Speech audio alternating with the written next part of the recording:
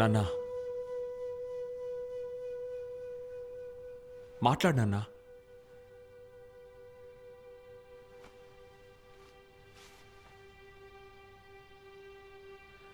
రామాపురం మండల ప్రజలకి నమస్కారం. నా పేరు మహారాజు. కానీ అందరూ చిన్నప్పటి నుంచి నన్ను మహారాజు అని పిలిచేవారు కాదు, తిమ్మరాజు తిమ్మరాజు అని పిలిచేవారు. ఒకరోజు మా నాన్న దగ్గరికి వెళ్ళి, నాన్న నాకు మహారాజు అనే కదా పేరు పెట్టావు, కానీ అందరూ నన్ను తిమ్మరాజు తిమ్మరాజు అని పిలుస్తున్నారే, ఎందుకు నాన్న అని అడిగాను. అందుకు ఆయన నవ్వుతూ చెప్పారు, తిమ్మరాజు తిమ్మరాజు అని నేను ముద్దుగా పిలుస్తున్నారు, నువ్వు తప్పుగా అనుకోకు నాన్న అన్నారు. నేను దాన్ని నమ్మాను. ఆ తర్వాత చాలా రోజుల తర్వాత నా కొడుకుని పిలిచి నా పేరేంటి నాన్న అని అడిగాను. అందుకు నా కొడుకు మహారాజు అని పూర్తిగా చెప్పాడు. అది మాత్రమే కాదు, ఎవరైతే నన్ను తిమ్మరాజు అని పిలిచారో వాళ్ళతో గొడవకు కూడా వెళ్ళాడు. ఆ తర్వాతే మహారాజు అనే పేరు మళ్ళీ నాకు తిరిగి వచ్చింది. ఇదంతా ఎందుకు చెప్తున్నానంటే మీ అందరికీ తెలుసు, ఈ నియోజకవర్గంలో నేను ఎమ్మెల్యేగా ఉన్నాను. ఈ నియోజకవర్గంలో ఉన్న అన్ని ఊర్లకి అన్ని మూలలకి నేను పూర్తిగా వెళ్ళాను. అంతెందుకు, అందరి ఇంటికి వచ్చి సొంత బిడ్డలాగా ఉన్నాను. అది మాత్రమే కాదు, ఒక ఎమ్మెల్యేగా ఉండి మీ అందరికీ ఏమి చేయాలో అవన్నీ కరెక్ట్గా చేశానని నేను నమ్ముతున్నాను. కానీ ఈరోజు మన నియోజకవర్గంలో ఏ ఊరు లోపలికి నేను వెళ్ళలేకపోయాను. ఎందుకండి? ఎవరు ఆపుతున్నారో, ఎందుకు ఆపుతున్నారో నాకు అర్థం కావట్లేదు. 10 సంవత్సరాల పాటు తిరిగిన ఒక వీధిలోకి నేను వెళ్ళలేకపోతున్నానంటే ఏం చెప్పాలో అర్థం కావట్లేదు. మీకు ఒక విషయం తెలుసా? మన ఊర్లో నలుగురు చేసే ఒక ఘోరాన్ని 400 మందికి నచ్చే సమస్యగా ఈజీగా మార్చేయచ్చు. ఆ పనే చేస్తున్నారు ఇప్పుడు. ఈ రోజు ఆ ఊర్లోకో లేకపోతే ఆ వీధిలోకో వెళ్లకుండా ఆపేయొచ్చు. కానీ ఎప్పటికైనా ఏ ఊరైనా ఏ వీధైనా నా ఊరే, నా వీధే. ఇది ఎవరు మార్చలేరు, మరుగుపరచనూ లేరు. ఈ నిజాన్ని నమ్మేవాళ్ళు, ఒప్పుకునేవాళ్ళు నా నక్షత్ర గుర్తుకి తప్పకుండా ఓటేయండి. అది చాలు. అందరికీ నమస్కారం.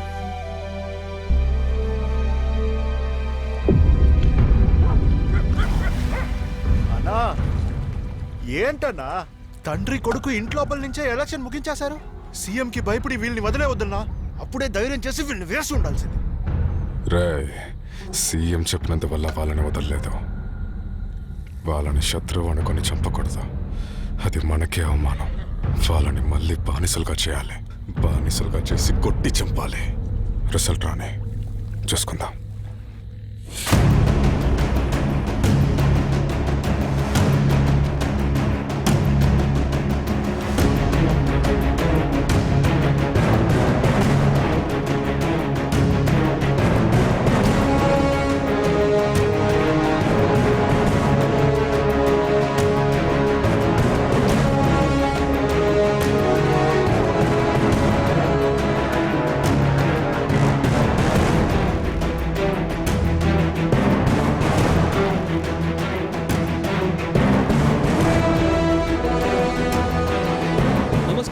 మన రాష్ట్రమంతా ఎంతో ఆసక్తిగా ఎదురు చూస్తున్న ఒక ఎన్నికల రంగం. రాష్ట్రమంతా అధికార పార్టీకే ఆదరణ పెరుగుతున్నట్టు మనకు కనిపిస్తుంది. ఓకే పెరుమాల్, మీరు ఆపోజిషన్ పార్టీ అతను ఈ మెజారిటీ ఇలాగే ఉండదు, మారిపోతుంది అంటున్నారు. మీరేమంటారు? అధికార పార్టీయే ఖచ్చితంగా మళ్ళీ అధికారంలోకి వస్తుందని నేను అనుకుంటున్నాను. అధికార పార్టీ గెలవడానికి అసలైన కారణం వాళ్ళు 5 ఏళ్ళు చేసిన మంచి పాలనని జనాలు చెప్తున్నారు. మీరు చెప్తున్నారు అన్ని జిల్లాల్లోనూ ఈ ఆధిక్యత కొనసాగుతుందని. కానీ ఇప్పుడు వచ్చిన ప్రత్యేక ఎన్నికల వార్త ఏంటంటే ప్రకాశం జిల్లాలో ఉన్న 11 నియోజకవర్గాల్లో అధికార పార్టీ అయిన ఎస్ఎస్ఎంకే ప్రస్తుతం వెనుకబడి ఉంది.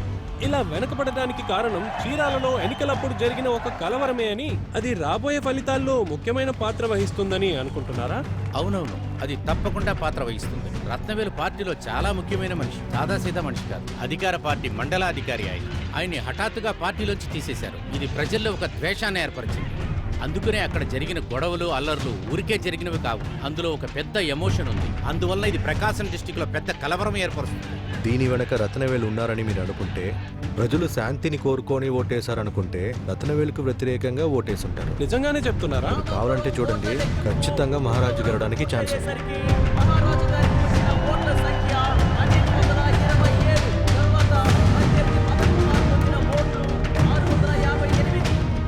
ఇప్పుడే అందిన ఒక ముఖ్యమైన వార్త. రామాపురంలో మహారాజు ఆధిక్యంలో ఉన్నారని తెలియగానే ఆ ప్రత్యేక కౌంటింగ్ సెంటర్లో ఒక టెన్షన్ కొనసాగుతుంది. ఈ ఘర్షణ వల్ల ఎన్నికల లెక్కింపు జరుగుతుందా లేదా అనే అనుమానంగా ఉంది. పెరుమాల్ సార్, మీరేమంటారు? ఇదొక నీచమైన రాజకీయం లాగా నాకు అనిపిస్తుంది. మహారాజుని ఎలాగైనా ఓడించాలని రత్నవేలు మనుషులు కుట్ర చేస్తున్నారని అనిపిస్తుంది. వాళ్ళు మహారాజుని ఎందుకు ఫోకస్ చేయాలి? తన కుటుంబంతో కలిసి పెరిగిన ఒక వెనకబడిన కులానికి చెందిన ఒకరు ఇలా ఒంటరిగా నిలబడడం రత్నవేలుకు నచ్చలేదు. అందుకే ఇలా అడ్డుకోవాలని అనుకుంటున్నారు. అప్పుడు అధికారం ప్రతిపక్షం ఉన్నారు, ఇప్పుడు రిజర్వ్డ్ కులం అంటున్నారు. ఆ టాపిక్ లోకి మనం వెళ్ళక్కర్లేదు. ఒక అధికార పార్టీ క్యాండిడేట్ గెలుపుని అంత ఈజీగా ఆపేయలేదు. అన్ని సమస్యల్లోకి రిజర్వ్డ్ కులాన్ని లాగితే ఎలా? ముందుగా కారణం తెలియాలి కదా. ఊరికే వెనకబడిన కులం అని చెప్పట్లేదు. ఆ నియోజకవర్గంలో అధికార పార్టీకి వ్యతిరేకంగా ఓ పెద్ద కలవరాన్ని రత్నవేలు జరిపించాడు.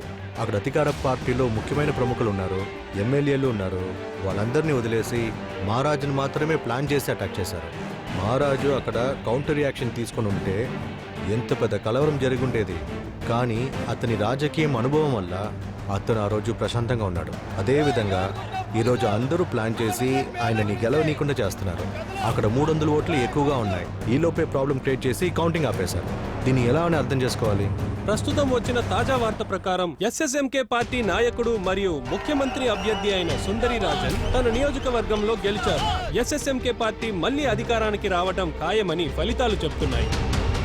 ఇదిగో చూడండి సార్, మీరు అపోజిషన్ పార్టీ అధికారానికి వస్తుందని గట్టిగా చెప్పారు కదా. ప్రజలు మళ్ళీ అధికార పార్టీకి ఇంకో ఛాన్స్ ఇద్దాం అనుకున్నారని. మధ్యలో జోక్యం చేసుకుంటున్నాను, క్షమించండి. ఒక బ్రేకింగ్ న్యూస్ వచ్చింది, చూద్దాం. చాలాసేపటి నుంచి రామాపురం నియోజకవర్గంలో లెక్కింపు ఆగిపోయింది. అది ఇప్పుడు మళ్ళీ మొదలైంది. అందులోనూ మహారాజే ముందస్తులో ఉన్నారు. ఈ పరిస్థితి మారుతుందా లేదా కొనసాగుతుందా వేచి చూద్దాం. రామాపురంలో పోటీ చేసిన మహారాజు 3వ రౌండ్ నుంచే ఆధిక్యంలో ఉంటూ 10వ రౌండ్లో మహారాజు 348 ఓట్లు వెనుకబడ్డారు.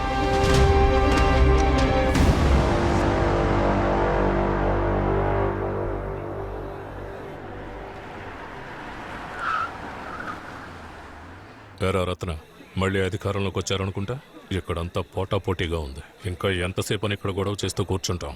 ఎందుకో మనం అవమాన పాలవుతాం అనిపిస్తోంది. అవమాన పాలవుతామా? దానికి కారణం ఎవరు? నువ్వేగా. ఊరికే వీధిలో వాళ్ళందరినీ కెలికి ఎక్కడ దాకా తెచ్చావో తెలుసా? ఇప్పుడేమంటావు? వాళ్ళనేం చెయ్యొద్దా? అయ్యా సామి, నువ్వేం పీకొద్దావు. నేను నిన్ను చంపాలనే కసిలో ఉన్నా వెళ్ళిపో. ఓ పిచ్చ నా కొడక.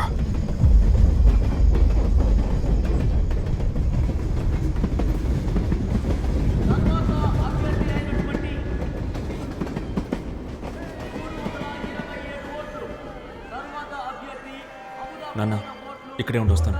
ఎక్కడికి వెళ్తున్నావు అయ్యా నువ్వు? ఉండు నాన్న, వచ్చేస్తాను.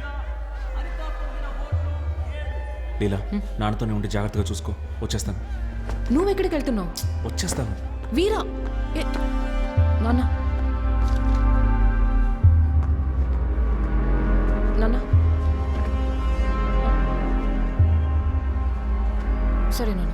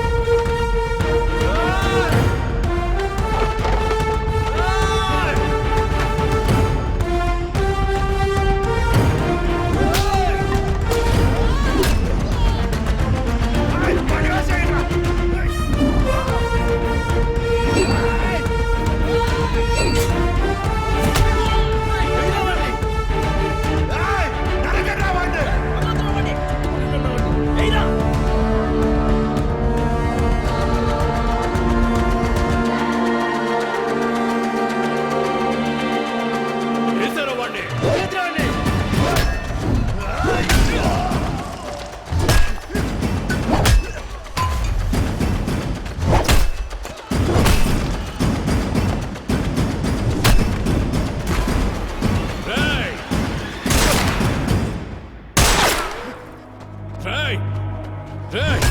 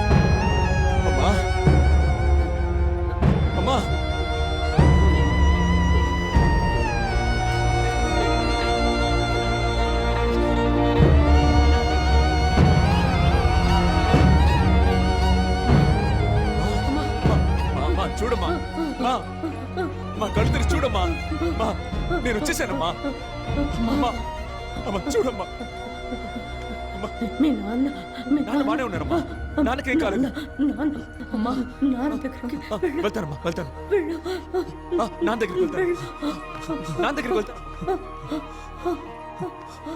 పోలీసులు వచ్చారు వీరా. వీరా, అరే పోలీసులు వచ్చారుగా, నువ్వు నాన్న దగ్గరికి వెళ్ళు. అమ్మా నేను చూసుకుంటా. జాగ్రత్తగా చూసుకో. నేను చూసుకుంటాను చెప్తున్నానుగా, నువ్వు వెళ్ళు నాన్న దగ్గరికి. అమ్మా ఏమీ లేదమ్మా, ఏమీ లేదు.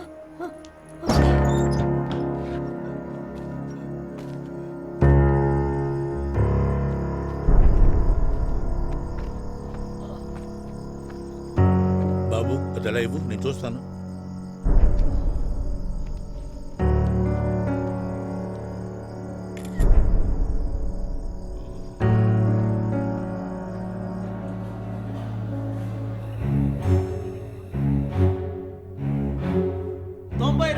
రామాపురం రిజర్వ్డ్ స్థానం ఆఖరి రౌండ్ లో ఎస్ఎస్ఎంకే అభ్యర్థి ఎస్ మహారాజు 65,551 ఓట్ల మెజారిటీతో విజయం సాధించారు.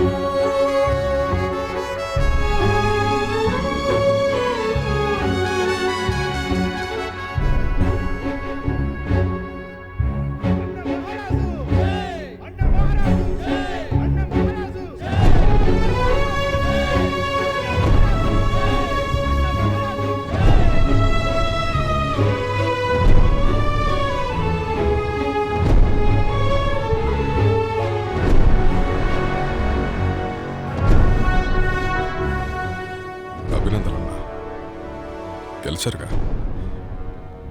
నీ తమ్ముడిని మర్చిపోవద్దు. నిన్ను ఎలా మర్చిపోగలను చెప్పు.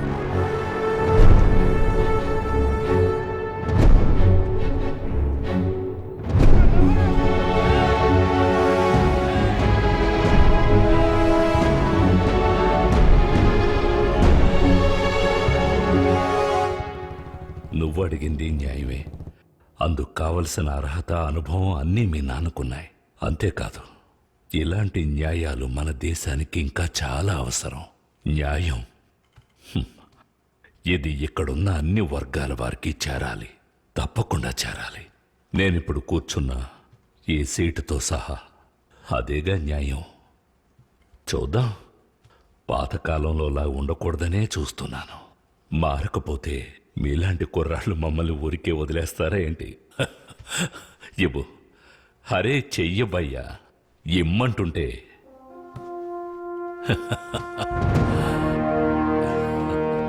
వెళ్ళు, వెళ్ళి గెలిచిరా.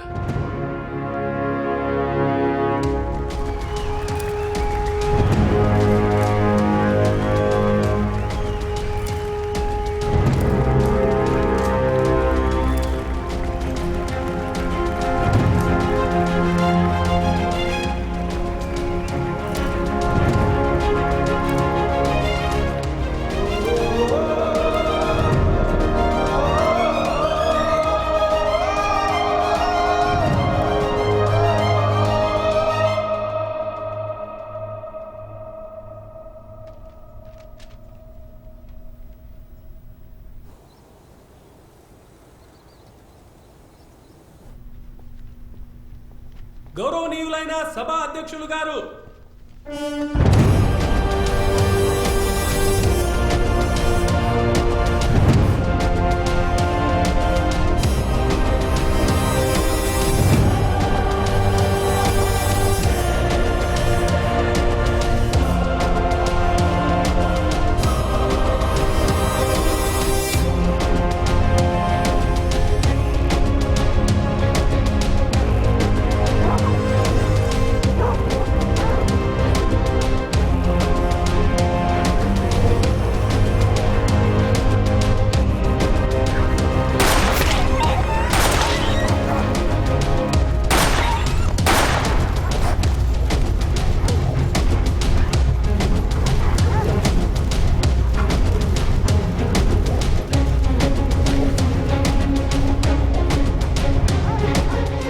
ఏంటి చూస్తున్నావు?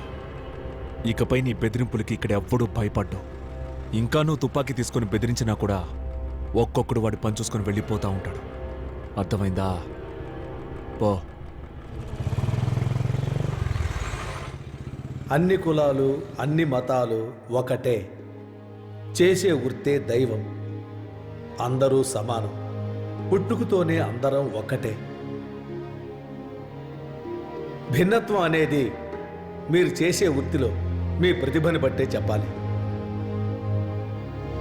నమస్కారం.